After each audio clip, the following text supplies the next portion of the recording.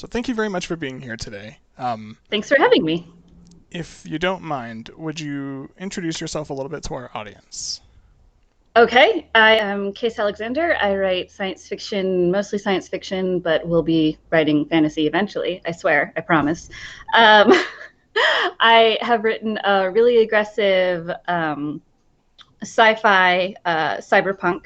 We're talking boots on the ground, femme main character, swears a lot, punches people, all the things a real woman isn't supposed to do. Did you catch that? My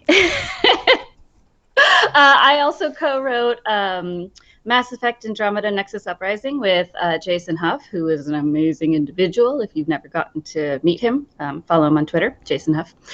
And I'm just going to keep plugging people. Watch. My whole interview is going to be like Jason Huff and everybody else. Hey, that's awesome. Anyway, yep, this is me. So in your author bios, you describe yourself as an occasional outer god. So about how far into the interview do you think I'll make it before I go full Event Horizon and pluck my eyes out? Okay, so I will have you know. I don't even remember when this started.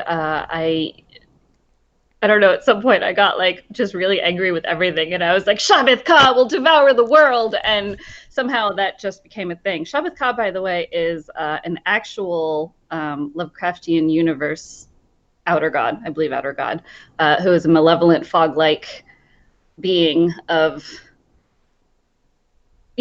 awfulness, like everything. And I sort of adopted this and my theory is that you are cool enough that you will be one of the last to tear out your eyeballs. Okay, cool. As long as I'm one of the Yeah. last ones, I'm good. Yeah. No, as long as I like them, like you will not be first devoured, which actually might be kind of cruel, but I need people to love me while I'm devouring the world. So I've read Small Gods. I know how it works. oh man, small gods. Um, Yeah. how many books did you write before you got published? Okay, you can't judge me. So I'm just gonna preface this with that because I always get like when I say this. Um, I've got ADHD. This has just been a thing, undiagnosed forever. So I just had no idea. And so before I learned to plot, I had a folder in obviously on my computer, just not that old. No, I'm that old. And I had a folder that I would start writing, this, that, or the next thing, and I would not finish. And either I would get derailed, or I would just sort of put it down for the next best shiny, or whatever. And then I was taught to plot by Cherry Adair, actually, who does this whole amazing plotting thing. And I've modified it and it works for me. And the first book I ever plotted is the one that I sold. Oh, So cool. the one I finished and sold. I wrote completely two books before that were utterly trash, and the rest I went in and counted all my stuff, and I had 139 unfinished works. That sounds. I Yeah. also have ADHD, and I went. I was only diagnosed like 2 years ago, maybe a Mhm. year ago. I have not been on medication for that long, so that sounds 100% accurate. I Yeah. relate to that I just, completely. turns out I'm a plotter and not a pantser, and I didn't really know. And when that book got published, I hit delete on the folder and was like, see you later. I've only read NECROTECH. I haven't read NANOSHOCK yet, but I have NANOSHOCK, and I'm so excited to read it. Okay. I was really lucky that my editor let me get away with a lot of shit in that book. A lot. The opening line all the way through is just really, I love it so much. I was just like, be free, awful person. Your book was mentioned in conjunction with the Miriam Black books, and I was like, yeah, I can see that. Like, I can see Rico and Miriam maybe not being friends, but like they'd get each other. Yeah, a little mutual respect as long as they stayed out of each other's way. Yeah, Yeah. no, absolutely. Miriam would have had some very interesting things to say if she ever shook Rico's hand Man. and been like, "Ooh, honey."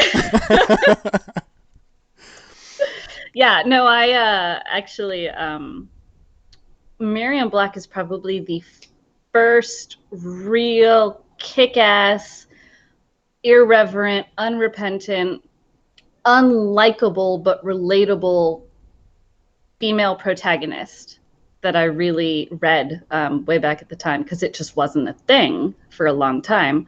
I mean, it was, but it wasn't. You know, you couldn't like find them and without knowing the right people or whatever. And I was just so happy I because imagine, yeah. there's just a lot of the, you know, well, you can't write a woman like this. And I read her and I was like, oh my gosh, like, yes, you can. And this is awesome. And like, honestly, I'm such a screwed up person in general that I would be Miriam Black. And I don't say that with self-judgment. I, I say that with legit facts where I'm like, yeah, I could be Rico. Like, I don't know how to fight and I still have both arms, but I could be Rico. I mean, Rico's awesome. Rico has, problems, but Rico's awesome. Who doesn't, right? Yeah, the first time someone actually did that comparison, I was just over the moon. I was like, yes, doing it right. It gave me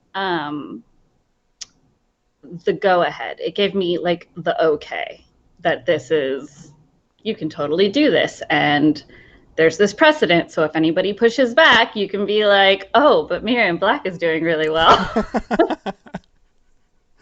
Fortunately, I got no pushback from the sci-fi editors that we sent it to or anything like that. So that was like, I'm home. It was great. That's awesome. So, what book from childhood would you say shaped you most as a writer? I've had a few. Childhood is an odd frame for a bookworm, because it's less like stages of childhood in books and more like whatever books were at the time in my hands, and I don't remember how old I was. Like, you know, like that. There's no my milestones are books, not like Preaching to the choir. real. So. Yeah. So I actually have a couple world changers that actually I've got them on my shelf, which you can't see right over there. Like you can kind of. Wait, where am I? Those right there. Those are my world changers. So The Hero and the Crown and the Blue Sword by Robin McKinley were two of my big formative. To this day, my type of fictional male character is based on Corlath from the Blue Sword. Like that was sort of like my anime loves are sort of based on Moonlight Knight from which then we found out he was Tuxedo Mask and I lost interest. So yeah, apparently I like him masked, which is a great time for that. So The Hero and the Crown, the Blue Sword. What was the other one? Friday by Robert Heinlein. Oh yeah. For just, and I read a lot of Heinlein. At that point I was going through my school library in order on the sci-fi fantasy bookshelves. Oh, yeah. So I made it all the way to H and passed somewhere. And then when I was very young, my uncle gave me his copy of The Hobbit. Cool. Very well worn. Half a page was missing. You know, to this day, I still don't know what was in it because I only read that copy. And then I got the Lord of the Rings, and I read that because, you know, formative sci-fi fantasy. That was the big thing. And then Anne McCaffrey's Pern books, specifically the trilogy, and a couple involving Manali because I loved her. And I did this thing where I would read them and then start over and read them again, like right away, and like finish the third and then read the first one again. Like there was just something there. This was back in the day when I don't know if you know this, where you take Kool-Aid and mix it with a baggie of sugar. And That doesn't sound familiar, but it's like early Dippin' Sticks, you know, that you would get oh at the yeah, ice cream, that makes you know. sense. So I had read Kool-Aid, and so all those books ended up with like bloody thumbprints and stuff because I would just. Yep. So yeah, but the ones that I really loved were The Hero and the Crown and the Blue Sword by Robin McKinley, and then Friday by Robert Heinlein. People are gonna be like, Robert Heinlein, and I'm like, listen, it was my first like brush with a polyamorous character, like healthy polyamorous character, and there were some problems, but it ended really well, and I was like, nice, that's what I want. We're good. Hooray, it's a thing. Now my brain is made of Swiss cheese and I don't have the concentration to read anything anymore. So I listen to a Quarantine lot of brain. audiobooks. Mm-hmm. Yeah. So I'm gonna What's your buy favorite them. audiobook? Favorite audiobook? Oh no. Yeah. I don't know, that's really Haha. tough. Turned it around on you. So right now I'm listening to Carrie, and it's read by Sissy Spacek, and Oh my gosh. she's such a good narration. Whew, and I Did also you just get the chills? You're yeah, you okay? she's so good. She's such a good actress, and like, I mean, she already played Carrie, but to hear her reading it, it's just Yeah. I love that overlap too. It's very meta. yeah. I've also been listening to Mexican Gothic by Silvia Moreno Garcia, and that's also Nice. fantastic. Nice. Yeah. Awesome. Cool. I just wanted to ask, you know, Yeah, that's keep you on fair. your toes. So about your writing process, when you write, when you're finished writing, do you feel energized or do you feel exhausted? Yes. Like, it's a thing. I tend to write really fast, which can be both a good thing and a bad thing, except for this current book, which is just don't even get started. So around the middle, I start getting really tired and really exhausted and really like, and you just got to push through it. And then as you reach that point where it's becoming a downhill, I start getting really excited. And like, I think my record is 70 pages of, I don't know how many words that is. If 5 pages was 10,000 words, then whatever 70 pages is, like, I don't, never did that again. I couldn't write for like 3 weeks, but, and I'm super excited. In fact, on Twitter, whenever I finish a book, I think I put Imagine Dragons on top of the world as like Nice. my thing. And then I'm also super tired. Like just, I'm done. Revisions is next, but I've learned to put it away for, you know, at least a few days and then come back to it because I'm so sick of it by then. But I'm like, this is going to be a really good book. I just have to, you know, do this. And then, you know, you do revisions and you're like, cool. And then you send it out and you're like, now I have to wait. And you wait however long, weeks, a month, couple months, depending on. And then when you get it back, you're really excited again. And you're like, oh, I remember this. This was pretty good. So you do your revisions and so on. And then you send it in and then you get copy edits and you're like, no, I meant that semicolon to be there. Like, I'm not excited anymore. And then you send it back and then you get your page proofs in. And if you're like me, you're like, fuck it, I'm sure it's fine. And then don't do anything. There are typos in my books. You know what? They're on purpose.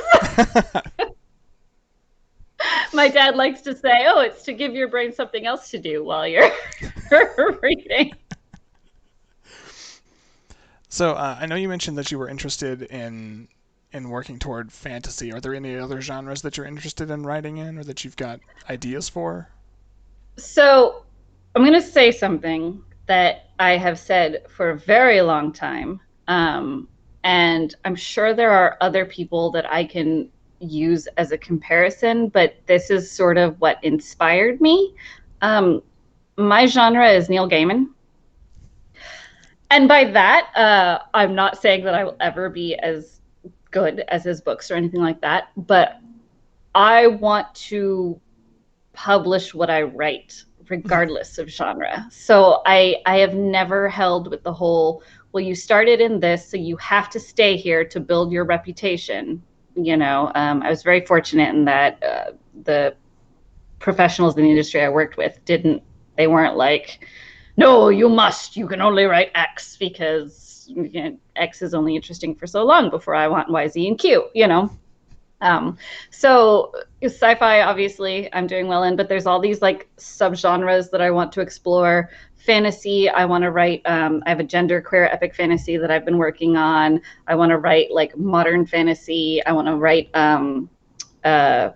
Why can I not remember? Magic realism, I think, is what it's called. I mean, I have all these things that I want to write, and I mean, they're all shiny and my brain works that way. And if I suddenly had a really cool idea for a story about furries, I'd write it and I'd be like, I want to sell this, Yeah. Like I have no fear in that regard. Cameron Hurley talks about that, basically being your own genre. Like, Yeah. people will just say, oh, this is a Case Alexander book. I want to read Yeah. this. Yeah, like Nice.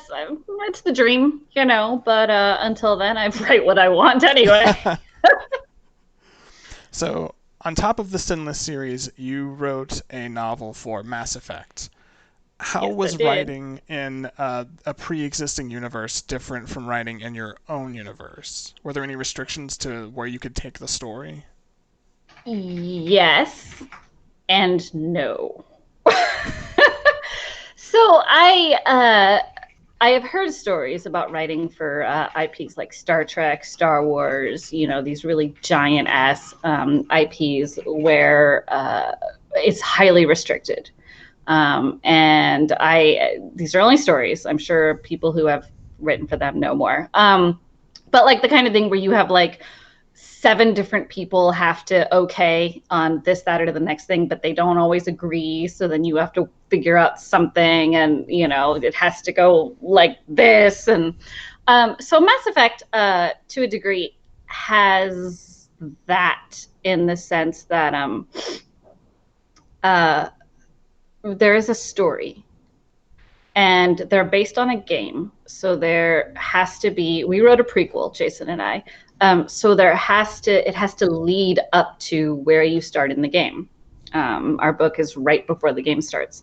So of course there are beats that need to be hit because when we started writing was very late in the development process. So there were already things built in. So we were given like kind of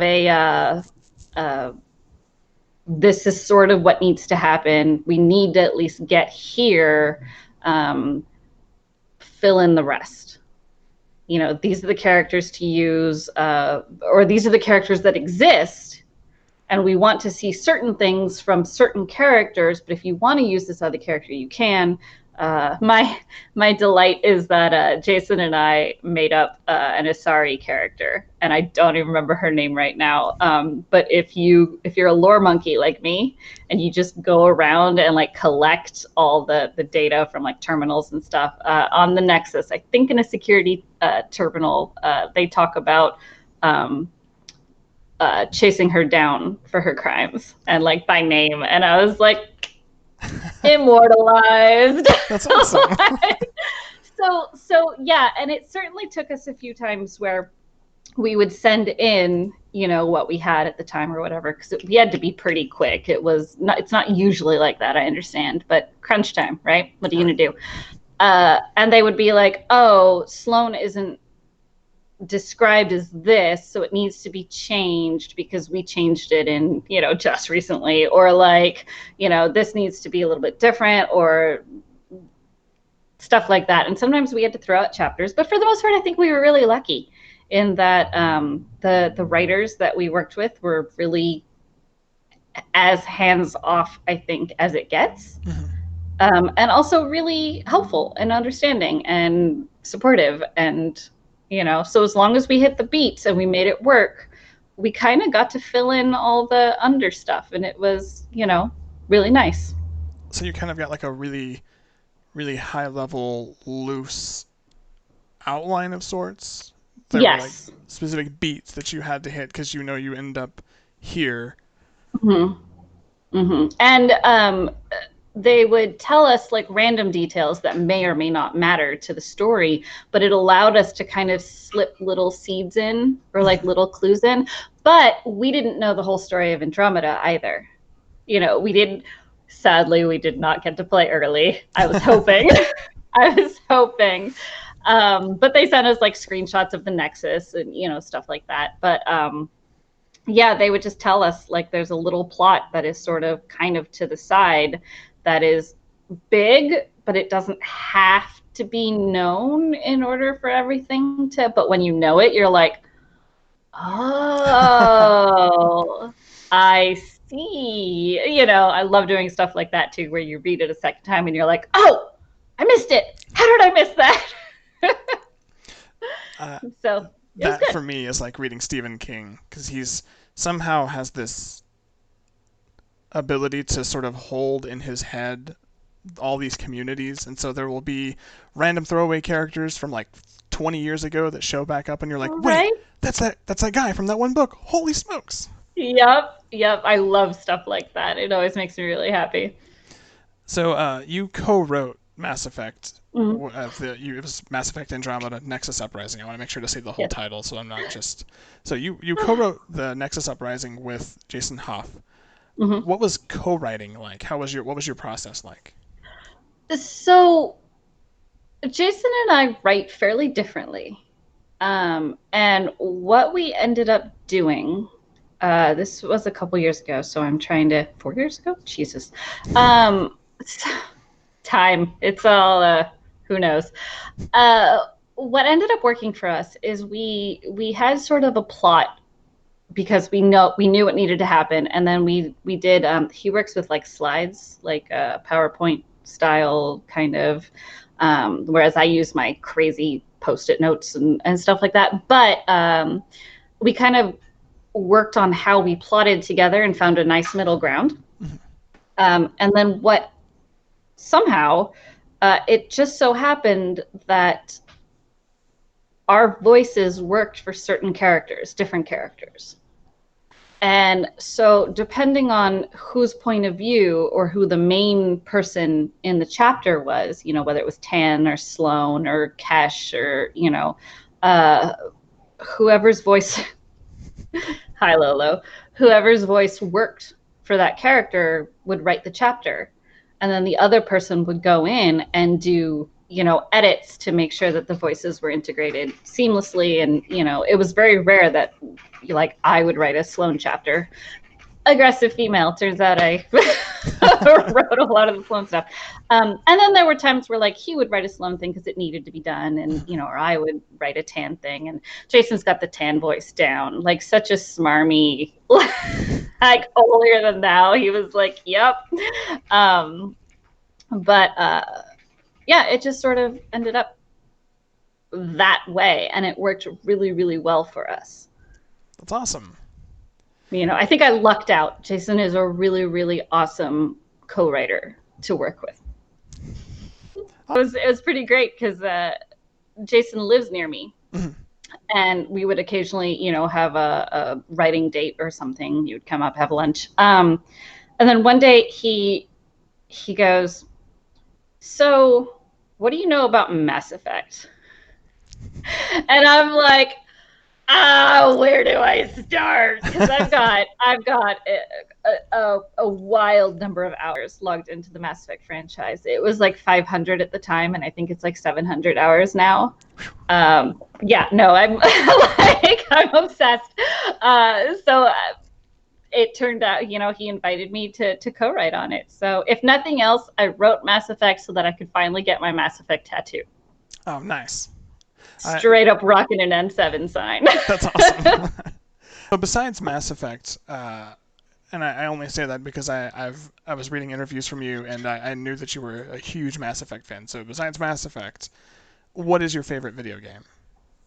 I very rarely have favorites, actually. Mass Effect notwithstanding. I am the same way with books, and except for one book. And movies, I like them. I like being entertained. I either like it or I don't like it. And I'm just sort of fine with that because it's fun and engaging and all of that. The game I have probably the second most amount of hours in is, surprising nobody, the Dragon Age franchise. I like, generally I really like the run of stuff that BioWare did. And but at the same time, like, I will play other games with just as much delight. Currently I'm playing Hades, and like I've been playing it for like a week nonstop. And I just love it. So yeah, no, it's hard to say a favorite video game. I just consume all the games like I consume the world. That's totally fair. I'm the same way. So I'm waiting for Dragon Age 4. Don't think I'm not waiting for Dragon Age 4. I'm like, Mass Effect Remastered, got it, or will. Dragon Age 4, come back to me, Solus. I will slap you, and then I will either kiss you or bro-fist you, or whatever the character I'm playing at the time is prone to do. That boy. Anyway, that boy, I tell you what. So, Yeah. so I suppose other than Dragon Age 4, what's a upcoming game that you're excited about? Valhalla. Valhalla? Can you tell me a little I, bit? So I'm gonna be perfectly frank with you. I don't play video games very much. I like them, but my attention span is very bad, and I will put hours into a game, and then one day I'll go, and then like it'll be 3 years, and I'll be like, oh yeah, I should finish that game sometime. So yeah, no, I I'm do that too. Yeah. totally behind. I think the last game that I finished completely was Uncharted 3. So it's been Nothing wrong with that. Yeah, nothing wrong with that. As my therapist would say, that is actually classic ADHD. You're doing fine. um, so I was not a fan of the Assassin's Creed franchise, especially after that whole, making female models is expensive and time consuming, and so I didn't play it. But my best friend, who we would geek out over Mass Effect together, like for hours and hours and hours, gifted me Assassin's Creed Odyssey for Christmas. And she was like, you have to play this. Now, there's very few people that I will just absolutely trust sight unseen about video games, but she is the one. And so I was like, okay, I will get to it once I'm done with this particular work thing, whatever. And then I started playing it and just fell in love. It's so good. Set in Greece during the time of like the heroes, and it's a whole thing. The voice actress of Cassandra, whose name I don't know, is just mwah. Just so much love. It's such a, I would put it up there with like the voice acting of BioWare and excellent narrative and all of that. So that under my belt, which actually I still haven't finished. That reminds me. They released information about Assassin's Creed Valhalla. And that one is set with in like a Norse area. I'm sure somewhere in specific, but a lot of Norse mythology, and you're playing a Viking, and it looks like it's got so much narrative to it, which your interface can be clunky. Actually, that's really the main thing. Your fighting can be a little bit clunky, but you have to have really excellent story to make up for that. And sometimes I find Assassin's Creed Odyssey a little clunky, but the story's so good, and I know Valhalla is going to be the same thing. So that comes out next month. I'm super, super excited. I'm supposed to finish a book, so I should probably do that first. So, do you have any other works coming up that you can tell us about? No. I have things that I could say, but I can't. Understood. I will I would get a very stern look and so I do not want to risk the That's very fair. stern look. But one day I will be able to share, and it will be glorious. I'm very Otherwise, excited. the only other thing I'm working on right now is this sort of very ironic, actually, that you invited me to be here. That Ozark Book Authority invited me to be here, because I'm actually working on this. It's fucking weird. It's a it's so weird. You've seen my Patreon, man. I don't Shoveth God swears, okay? It's this weird amalgam of like Weird West meets sort of this quasi Southern Gothic horror mystery, like sci-fi The more thing. adjectives that you're adding on, the more I'm like, yeah, yeah, yeah. Right, like kind of a thing. So that's the book I'm actually trying to finish now, that my agent really really loves. So maybe one day it will go somewhere, but I have to finish the fucking book first. Yeah. I'm sorry. That sounds so good. Like if I had Thank you. like a checkbox of things, you're basically checking every box of things that I like. So the more you said, the more I was like, can I read it now? Excellent. Yeah, Oh, I'm super excited. But we'll see. It's totally new ground for me, which is why it's taking so long. It's still got an unreliable narrator, because that's my jam, because I am an unreliable narrator. But it's stylistically different, to the point where I didn't know what the fuck I was doing when I started. And so I did that thing where I wrote like something like 30 or 40,000 words and lost the thread because I didn't plot first. And I had that flash back to my 139 unfinished documents that are now in the ether somewhere, and I didn't want to make it 140, so I had to redo the whole thing, and it's a whole. I'm real mad at Past Me. Past Me was a jerk. okay, so the last few questions are softballs. So they're making a We'll movie out of see. one of your books. Okay. Who do you cast in the lead? Someone unknown. Someone unknown. Okay. Yep. I the my only requisite is, like, if you're casting Rico, Rico is mixed race. So she is white and then a handful of other things. So like just a total mix. And I don't want, whitey white ma'am to play her. Like, it's just a thing. Like, I don't want a thing. And they have to be like hardball aggressive. Like, I want to feel like that, like my book cover, that if she looks into the camera, she can punch through the TV, and I will be like, ouch and wow. Like, I always want someone unknown. Like, I just, I like the idea of being a vehicle to someone, to an audience seeing a new person That's and cool. going, oh wow, like that's really rad. You can cameos of famous people or like whatever, but like that's what I like. I want like the oldest actor guy ever to play Lucky. Like, and then just tell him to be crotchety as hell. Just roll with it. Like, spit on the ground if you want. Just Yeah. yeah, it's stuff like that. I don't usually picture actors or actresses when I write my books either. And I don't know why. I guess a lot of people do that, but yeah. Who would you have directed if you could? Do you have like a director that you like? They get it. Or would you want to go someone unknown again?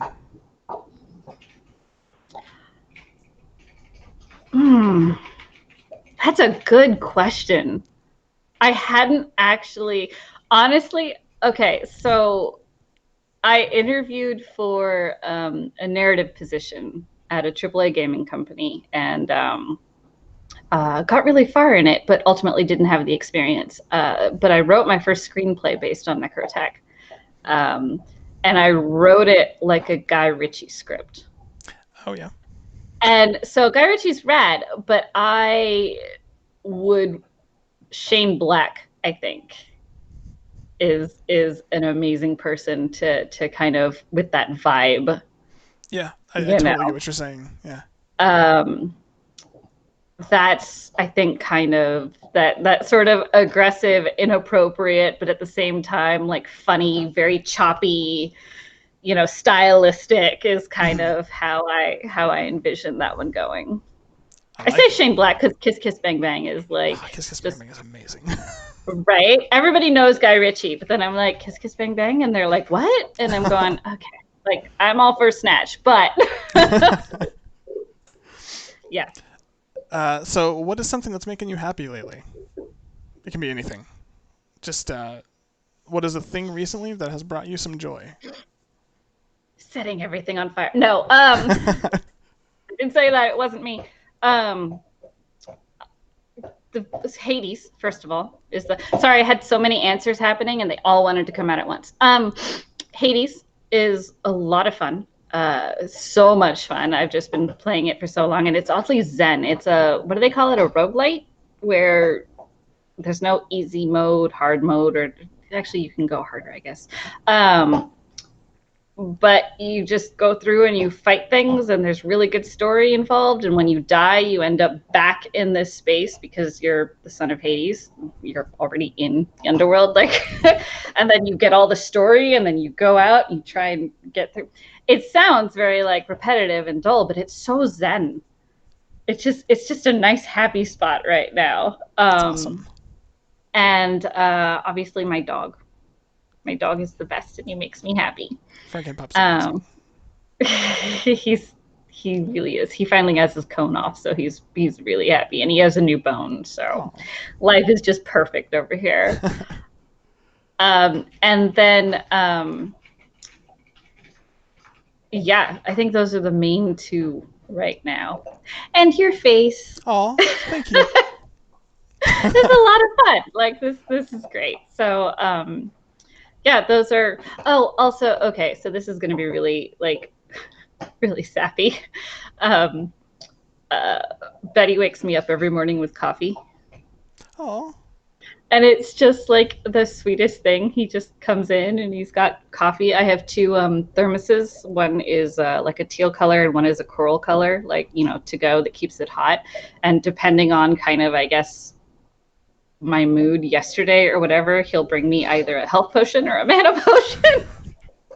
I like it. That's awesome. So it's just a really cute, like, happy making. Starts my day off right. If he's at work and too busy, I'm like, I'm cranky.